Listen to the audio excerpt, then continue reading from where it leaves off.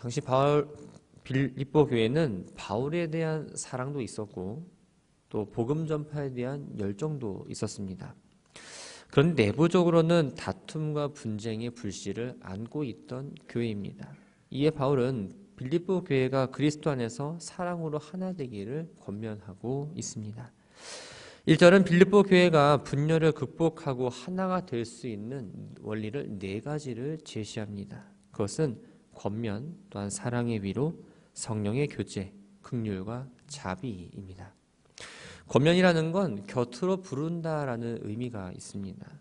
교회 안에는 믿음이 약하거나 혹은 시험에 빠진 성도들이 있죠. 그런데 믿음이 약하다고 해서 그들을 책망하거나 시험에 들었다고 해서 그들을 소외시켜서는 안 됩니다. 바울이 교회에 대해서 성령 안에서 하나님의 말씀으로 권면하는 것처럼 성도들이 서로 하나님의 말씀으로 교훈할 뿐 아니라 서로를 위로하고 격려하고, 그래서 믿음이 연약한 자들 또한 시험에 든 자들을 다시 그리스도 안에서 굳건히 세우는 걸 권면이라고 말합니다. 위로란 설득하고 격려하는 일을 의미합니다. 이 권면인 것보다는 조금 부드러우면서도 영육 간의 고통에 빠진 그 성도들에 대한 태도를 의미합니다. 그런데 이 위로는 사랑이 없으면 진정한 위로가 될 수 없습니다.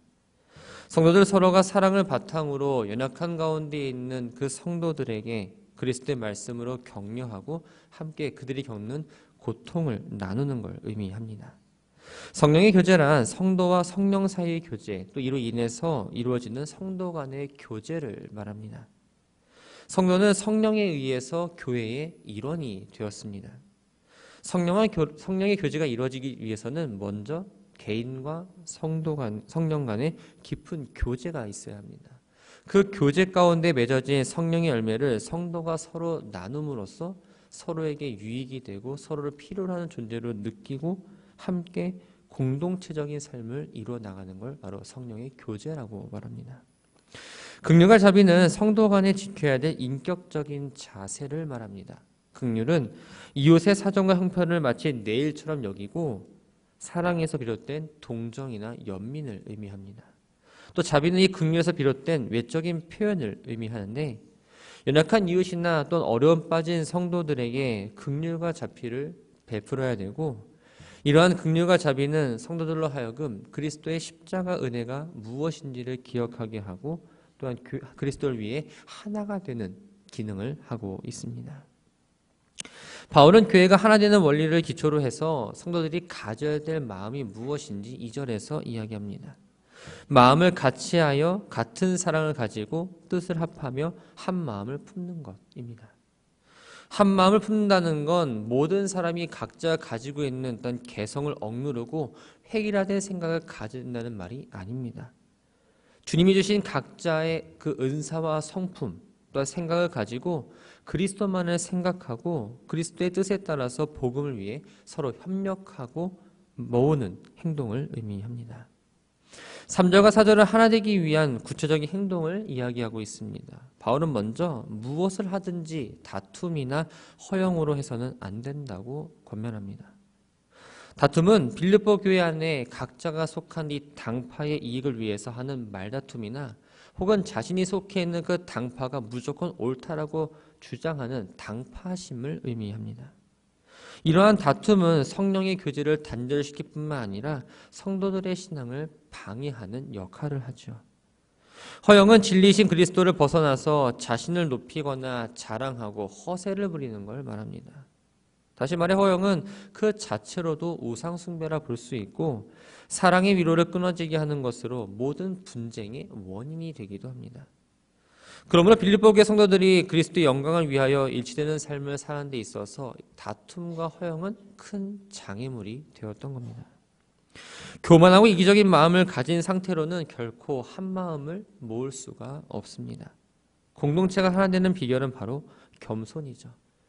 자기보다 다른 사람을 낮게 여기는 마음, 자기 일을 열심히 할 뿐만 아니라 다른 사람의 일도 관심을 가지고 주의 깊게 살피는 그 넉넉한 마음이 이 공동체를 견고하게 만들 수 있습니다.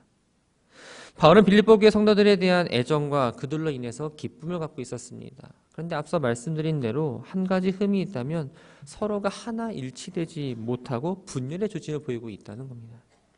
그래서 빌립보 교회 성도들이 겸손을 실천함으로써 하나로 되고 그것을 삶으로 보여주면서 자신의 기쁨을 충만케 해주기를 요청을 합니다. 빌립보 교회 성도들이 하나 되는 일은 바울에게 기쁨이 되는 것뿐만 아니라 본질적으로는 교회의 머리 대신 그리스도의 영광을 드러내는 일이었습니다. 5절부터 11절까지의 말씀은 겸손의 본보기로 예수 그리스도를 제시하면서 성도 간에 하나가 되기 위해서는 겸손해야 한다고 가르칩니다.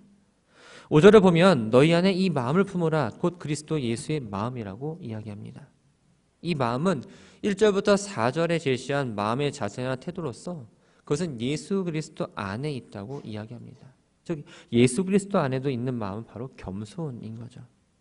예수님은 이 땅에 오셔서 겸손을 몸소 보여주셨습니다. 예수님께서 겸손을 어떻게 나타내셨을까요? 하나님은 본체시나 하나님과 동등됨을 취할 것으로 여기지 아니하셨다라고 말합니다. 본체라는 건 바로 존재를 완전하게 나타내는 모습을 의미합니다. 다시 말해 하나님의 본체란 예수님께서 하나님의 본질과 성품 또한 속성을 동일하게 갖추신 분이라는 이야기입니다. 그런데 자기를 비워 종의 형체를 가지사 사람들과 같이 되셨고 사람의 모양으로 나타나사 자기를 낮추시고 죽기까지 복종하셨으니 곧 십자가에 죽으셨다라고 이어서 이야기하고 있습니다. 종의 형체를 가졌다는 건 주인의 말에 순종하는 종처럼 예수님께서 하나님께서 말씀하신 대로 철저하게 순종하는 삶을 살았음을 의미합니다. 예수님은 하나님이 전하라고 하신 말씀을 그대로 다 전했고 하나님 뜻을 온전히 다 행하셨으며 그렇게 함으로써 하나님을 영화롭게 하셨죠. 사람이 하나님의 형상대로 창조된 것처럼 예수 그리스도가 사람의 모습으로 이 땅에 오셨습니다. 하나님의 뜻을 따라 섬김을 받으려고 하는 것이 아니라 섬기려고 이 땅에 오셨고 자기 몸을 십자가의 희생제물로 내어줌으로써 인류의 죄를 대속하고자 하셨습니다. 예수님이 이 땅에 계셨던 시간을 한번 살펴보면 그 시간은 바로 자기 비하와 굴욕의 시간입니다. 권세와 위엄을 가지고 계셨지만 오히려 비방과 수치를 당하셨습니다. 당시 유대인뿐만 아니라 로마인들에게조차 거부하고 싶고 가장 잔혹한 형벌이라 말하는 십자가형을 받고 그 위에서 죽으셨죠. 예수 그리스도가 인간의 몸을 입고 스스로 십자가에 달려 죽으신 건 하나님께 대한 철저한 순종의 표현이었습니다. 그리스도의 십자가 죽음 바로 그리스도가 보이실 수 있는 가장 겸손의 끝이었던 거죠. 이러한 그리스도의 낮아짐은 오늘 우리에게 겸손이란 어떤 것인지를 분명하게 가르쳐주고 있습니다. 겸손이라고 해서 남 앞에서 무조건적으로 자기를 낮추는 게 아닙니다. 자신이 힘이 있고 권세가 있다 할지라도 그것을 자랑하지 않고 하나님과 이웃을 위해서 올바르게 사용하는 것, 그것을 바로 겸손이라고 말합니다. 그렇기 때문에 우리는 겸손의 자세가 무엇인지 정확하게 알고 그 겸손한 삶을 실천하며 나아가야 합니다. 예수님은 끝까지 자신을 낮추시고 십자가 위에서 죽임을 당하셨지만 그 권세와 위엄은 잠시 감춰졌을 뿐 결코 없어지지 않았습니다. 오히려 하나님께서 예수 그리스도를 높여주시고 모든 이름보다 뛰어난 이름을 주셨습니다. 뛰어난 이름, 바로 그리스도가 주라는 칭호를 갖게 됐다는 것뿐 아니라 온 우주 만물을 주관하는 주권자라는 사실을 이야기합니다. 예수님은 가장 낮고 천한 자리를 선택하셨지만 하늘에 있는 자들과 또 땅에 있는 자들과 또 땅 아래에 있는 자들로부터 모든 자가 예수님의 이름 앞에 무릎을 꿇게 하셨습니다. 세상의 모든 입술이 예수님을 주로 시인하게 하셔서 하나님 아버지께 영광을 돌리게 만드셨죠. 바울은 가장 낮은 곳에 이르시기까지 겸손을 보이신 그 예수님이 가장 높은 곳에 오르시고 또 하늘과 땅의 모든 존재로부터 주라 인정을 받고 모든 영광을 함께 돌리신 모습을 이야기한 이유가 무엇일까요? 빌립보 교회 성도들이 예수님을 본받아서 겸손의 삶을 살아 서로가 섬기고 하나가 되어 참된 영광을 걷는 길을 가기를 원했기 때문입니다. 바울은 계속해서 겸손을 실천함으로 신앙의 성장과 구원을 이룰 걸 이야기하고 있습니다. 12절을 보면 바울은 빌립보 교회 성도들을 나의 사랑하는 자들이라고 부릅니다. 그들을 향한 아주 각별한 애정을 지금 드러내고 있죠. 그리고 너희가 나 있을 때뿐 아니라 더욱 지금 나 없을 때에도 항상 복종하여 두렵고 떨림으로 너희 구원을 이루라고 권면하고 있습니다. 교회에 목사님이 계실 때와 안 계실 때가 차이가 있는 것처럼 바울이 함께 있을 때와 그렇지 않을 때 분명 달랐을 겁니다. 그런데 구원을 이루는 건 곁에서 누가 있냐 없냐가 문제가 아니라 두렵고 떨림으로, 즉 자신의 죄성을 발견하고 자신의 힘으로는 아무것도 이룰 수 없다라는 걸 깨닫고 하나님을 경외하면서 말씀에 순종하는, 그래서 영적 성숙을 이루어 나가는 걸 말합니다. 이렇게 보면 구원을 이루는 게 바로 인간의 노력으로 되는 것처럼 보입니다. 하지만 바울은 결코 인간의 노력으로 인해서 구원을 이루고 있다고 말하지 않습니다. 13절을 보면 너희 안에서 행하시는 이는 하나님이시니 자기의 기쁘신 뜻을 위하여 너희에게 소원을 두고 행하게 하신다라고 말합니다. 자기의 기쁘신 뜻, 바로 12절에 나오는 구원을 이루는 일을 말합니다. 구원을 소망하는 의지, 또한 구원을 이루어 나가기 위해 하나님 뜻에 순종하려는 마음을 갖는 것, 더 나아가서 그 일을 할 수 있는 것까지 우리 안에 역사하시는 하나님의 섭리의 결과라는 거예요. 쉽게 말하면 하나님의 역사하심으로 구원을 이루어 나간다는 거죠. 우리가 구원을 이루어 나갈 수 있는 건 내가 그만큼의 의지가 있고 힘과 능력이 있어서가 아닙니다. 예수님을 믿고 우리가 거듭났다라고 말을 하고 있지만 여전히 우리 안에는 부패한 본성을 가지고 있습니다. 그렇기 때문에 구원을 이루어가는 과정 속에 아무리 선한 일을 내가 했다고 할지라도 그것을 자랑할 이유는 없는 거죠. 하나님의 공로임을, 하나님의 역사하심임을 깨닫고 하나님만이 유일하다는 자랑하면서 모든 영광을 하나님께 올려드려야 합니다. 바울은 마지막으로 모든 일을 원망과 시비가 없이 하라고 권면하고 있습니다. 과거 이스라엘 백성들이 출애굽해서 광야를 지나갈 때에 공동체의 하나됨을 깨뜨렸던 원인 가운데 하나가 바로 이 원망과 시비입니다.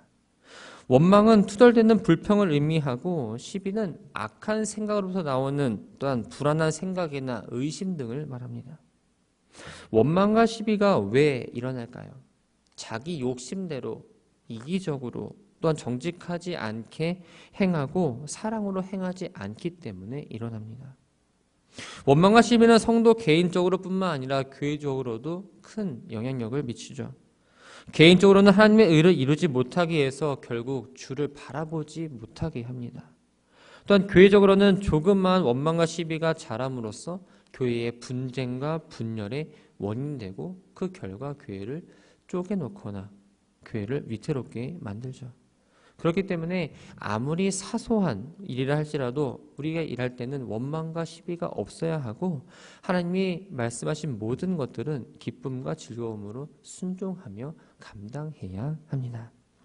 말씀을 정리합니다. 예수님께서 자신을 설명하실 때에 중요하게 언급하신 두 가지 성품이 있습니다. 그것은 바로 겸손과 온유입니다.